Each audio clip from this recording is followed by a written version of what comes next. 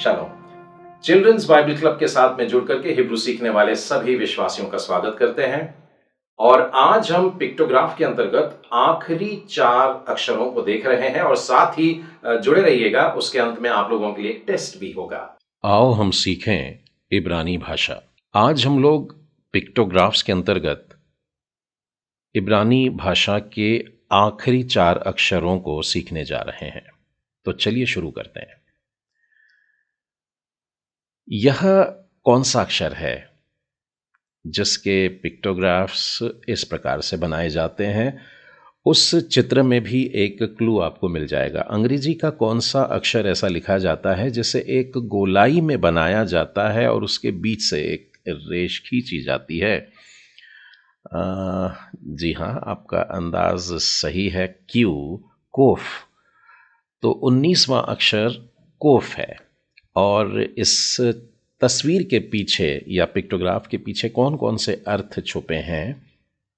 सिर के पीछे, या जो बीत गया है, या जो अंतिम है, या आखिरी, या फिर आप उस गोले को, सूर्य को देख सकते हैं और वो रेखा जो है वो क्षितिज की मालूम पड़ती है। Behind the head and what is past, something that is final or last, or you can even use it when you want to say it's sun on the horizon. Most probably it should be for the sunset if it is for the past. क्षितिज पर सूर्य दिन में 2 बार रहता है, एक बार उगते समय और एक बार ढलते समय। पर मुझे लगता है कि जहाँ अंतिम या आखिरी या जो बीत गया उसकी बात हो रही है, तो हो ना हो यह सूर्यास्त के समय की बात हो सकती है। चलिए 20वें अक्षर को देखते हैं और ये अक्षर की बनावट बहुत ही सिंपल है और इसके पिक्टोग्राफ्स जो हैं वो भी बड़े सिंपल हैं। किसी मनुष्य का सिर दिखाई दे रहा है और कभी कभी इस सिर के ऊपर पहली तस्वीर में, यानी बीच वाली तस्वीर में, आपको पगड़ी नज़र नहीं आ रही होगी, परंतु दूसरे वाले पिक्टोग्राफ में आप मनुष्य का सिर और उसके ऊपर एक ताज रखा हुआ है, यानी जो व्यक्ति है हो ना हो कुछ बड़ा खास पदवी रखता है। पर ये अक्षर कौन सा है? जी हाँ, ये 20वां अक्षर रेश है। और रेश के पिक्टोग्राफ्स जैसे कि तस्वीर बता रही हैं, आप में से बहुत लोगों ने अंदाज भी लगा लिया होगा कि यह सिर को बता रहा है, यानी हेड। व्यक्ति भी हो सकता है, सम पर्सन। एंड वो ताज देख करके या पगड़ी देख करके लगता है अति महत्वपूर्ण पदवी रखता हो, मोस्ट इम्पॉर्टेंट वन, मुख्य या मुखिया, चीफ और चीफटन। और ये सर्वोच्च के लिए भी हो सकता है, मोस्ट हाई, परमेश्वर के लिए भी यह सिर दिखाया जा सकता है। तो यह 20वां अक्षर था, रेश। अगला अक्षर है इब्रानी भाषा का 21वां अक्षर और वह इस प्रकार से है।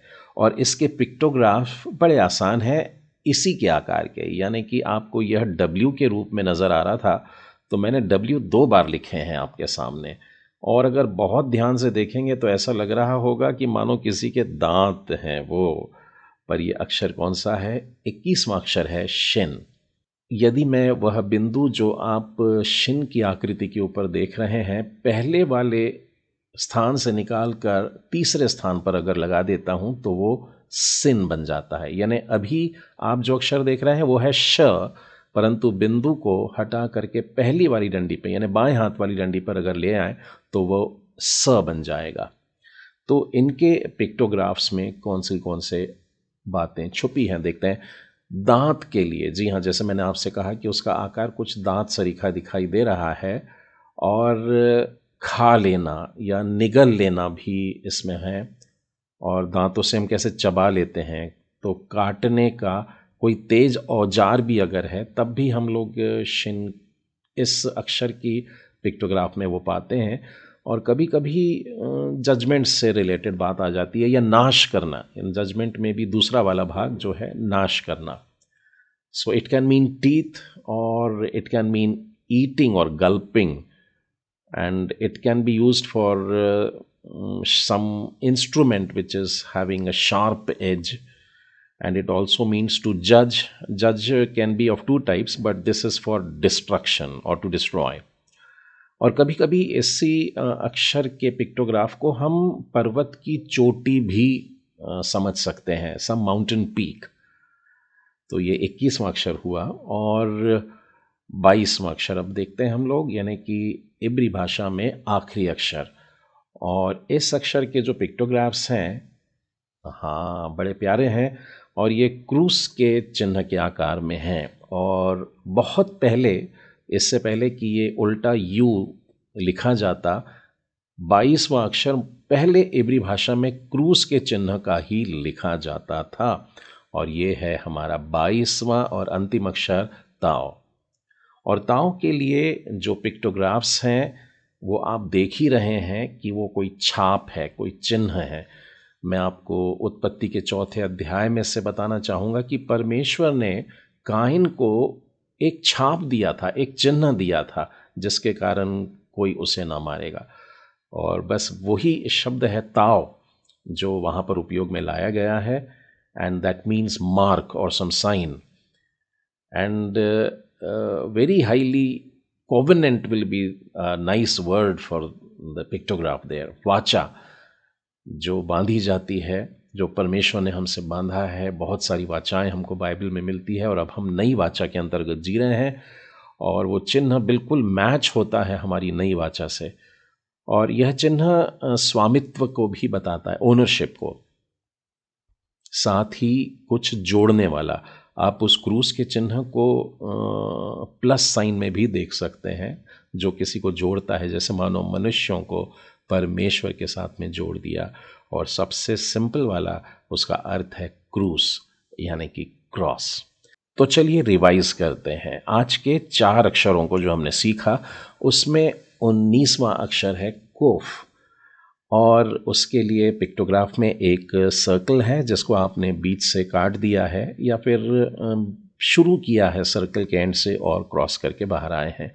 तो इस पिक्टोग्राफ में यह बात है कि कोई बात जो हमारे सिर के पीछे है, या जो आखिरी है, फाइनल है, अंतिम है, या जो बीत गया है, या सूर्य जो क्षितिज पर है। 20वां अक्षर है रेश और ये व्यक्ति को दिखा रहा है। और व्यक्ति भी कौन सा, जो कोई मुखिया हो, जो सर्वोच्च हो, कोई अच्छी पदवी रखता हो, ऐसा व्यक्ति।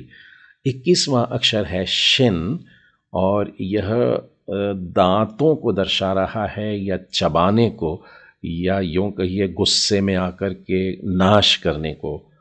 और 22वां अक्षर है ताओ और ये आखिरी अक्षर जो है ये चिन्ह पर आकर के, इब्री भाषा का आखिरी अक्षर क्रूस के चिन्ह पर आकर के रुकता है। ये एक छाप है, एक चिन्ह है जो परमेश्वर हमको दे रहा है और यही हमारी छुटकारे की बात होगी।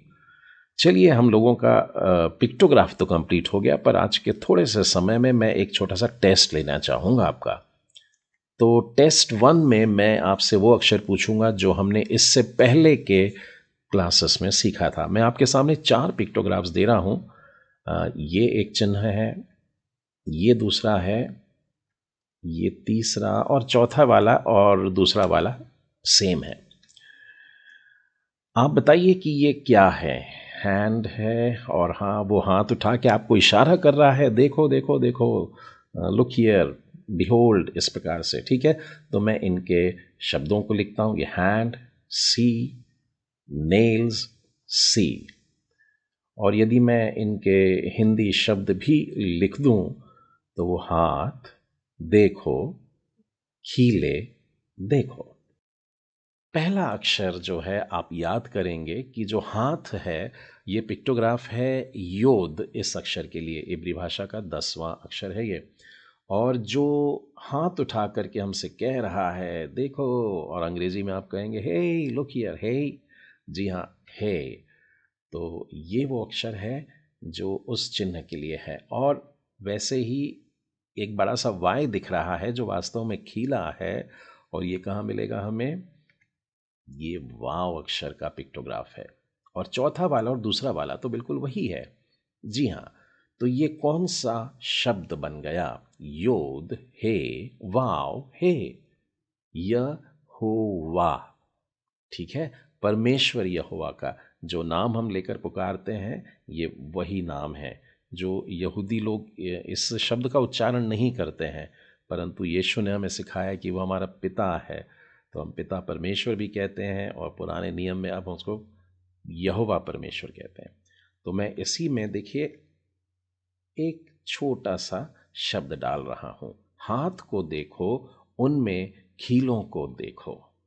तो यहोवा शब्द के नाम में ही हमें प्रभु यीशु दिखाई दे रहे हैं कि हाथ को देखो, उनमें खीलों को देखो। चलिए एक और टेस्ट लेता हूं मैं आप लोगों का, और उसमें आज जो हम लोगों ने सीखे हैं और टेस्ट 1 के जो पिक्टोग्राफ थे उनका उपयोग करके मैं आपके सामने फिर एक बार 4 पिक्टोग्राफ्स दे रहा हूं। बिल्कुल आसान है, आपने जान लिया ये कौन सा अक्षर है। हाँ, ये मैंने अभी अभी किया था, और ये आज की क्लास में हमने देखा, और ये चौथा, ये भी आपको याद है। तो ये कौन सी आकृतियां हैं पहले लिख लेते हैं हम लोग। ये क्रॉस है, और ये नेल्स हैं, और ये पर्सन है, और ये कह रहा है लुक, सी, बिहोल्ड। इसी को मैं हिंदी में भी लिख लेता हूं, और लिखता हूं क्रूस, हीले, व्यक्ति, देखो। ठीक है, तो मैंने हर अंग्रेजी शब्द के लिए देखिए हिंदी शब्दों को लिख लिया है। अब आप जानते हैं कि क्रूस का चिन्ह ताव के साथ में जुड़ा हुआ है, और नेल्स यानी खीले कौन सा है, वाव है। और हमने आज जो सीखा पर्सन के लिए रेश, बिल्कुल सही। और चौथा वाला तो हमने अभी अभी टेस्ट 1 में देखा था, और यह है हे।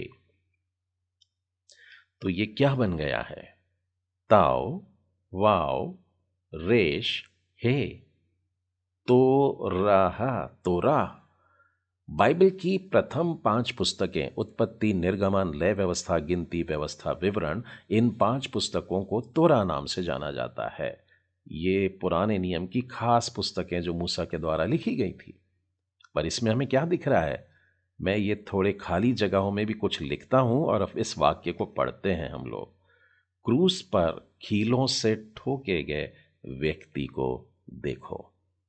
तो पुराना नियम भी, तोराह भी, बाइबल की पहली 5 पुस्तकें भी हमें प्रभु यीशु की ओर, जो हमारा उद्धार करता है, हमें इशारा कर रही हैं। आज के लिए इतना ही काफी होगा, अगली क्लास में फिर मिलते हैं।